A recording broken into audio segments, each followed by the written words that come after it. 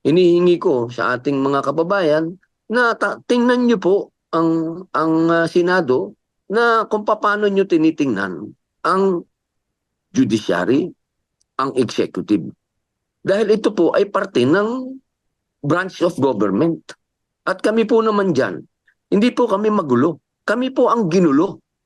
Yun po ang tandaan natin. Nasa loob po kami ng building namin. Nandoon po kami sa aming matatawag na himpilan. Kami po ang, hindi naman po kami po pwedeng hindi namin ipagtanggol ang aming institusyon. Ito po ay karapatan namin at aming duty. Duty po namin yan na ipaglaban ang Senado dahil kami po ay binoto ng tao. Tandaan po natin, kami po ay mga halal ng tao. At kami po ay representante ng tao. Hindi po kami appointed. Hindi kami basta na lang umusbong at kami na naging public servant na. Hindi po.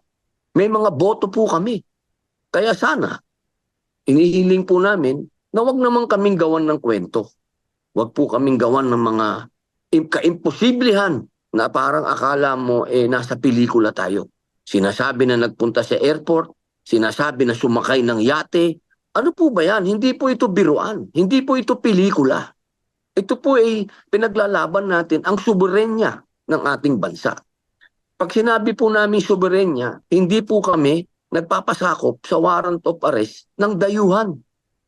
Hindi naman po siguro mahirap intindihin yun na ang inaantay namin ay warrant of arrest manggagaling sa bansa natin.